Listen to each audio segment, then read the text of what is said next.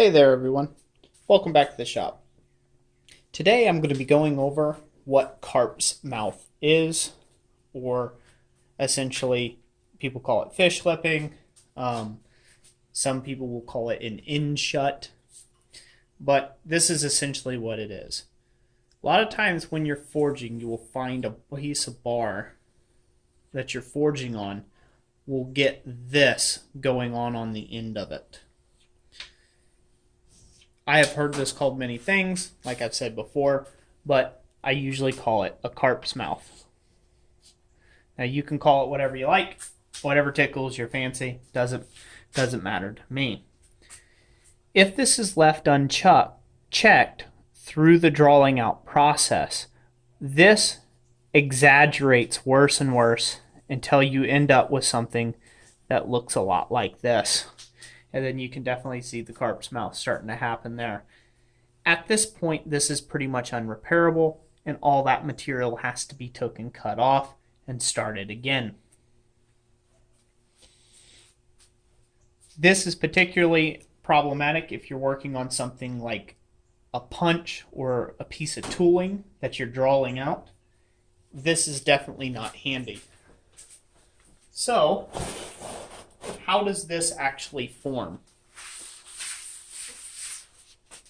Carp's mouth forms, if you'll bear with me, when the surface material moves at a higher rate than what the center material moves. And that can be illustrated like that. That's when carp's mouth forms. Other times, if this material is moving at the same rate as the thinner material, you can get a slant like this as you're working a piece of bar. And that can, obviously have its disadvantages right there. But most of the time, it forms a carp's mouth.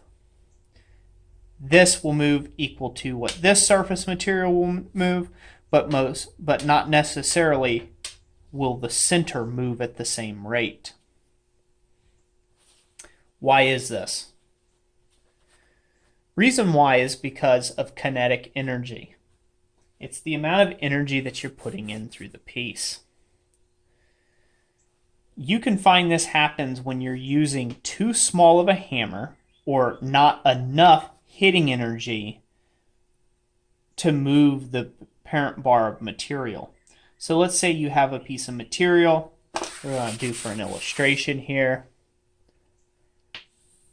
Let's say you have a parent bar of material and say this is 1 inch thick. But you're using, a 6-ounce hammer to hit on this material. It's 1 inch thick bar stock. This 6-ounce hammer is not going to be able to create and develop enough hitting energy for that hitting energy to move completely through the entire piece of bar stock. So, what happens? What happens is the surface material begins to move. It moves quicker because you are taking in your kinetic energy is being used up within the first third of the bar stock.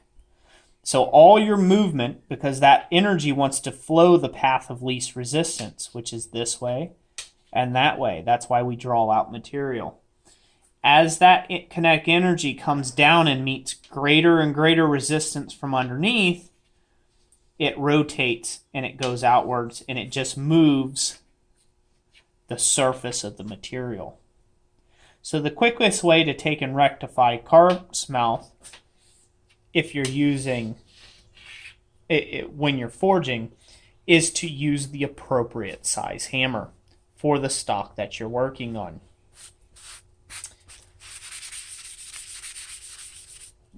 Next thing I'd like to point out.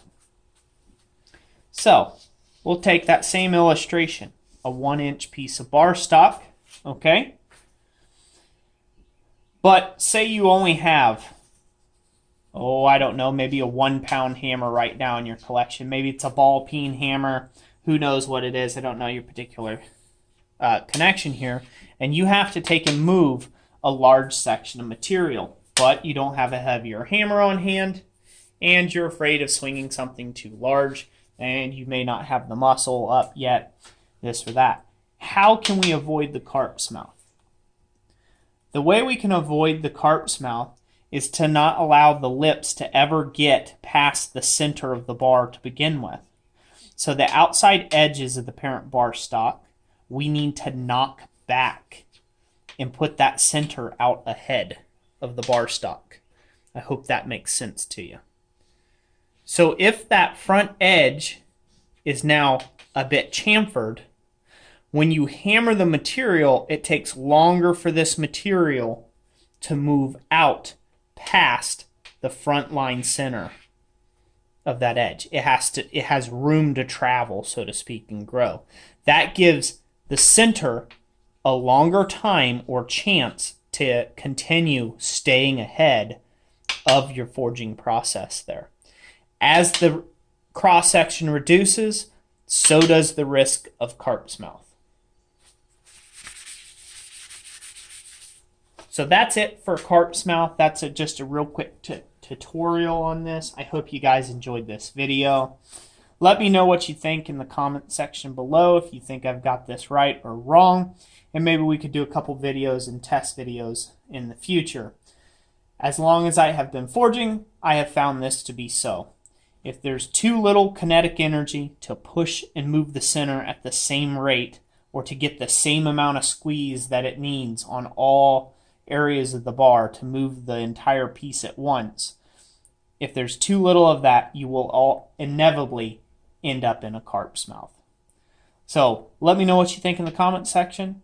Thank you all for watching this video. God bless you all, and we'll catch you on the next one.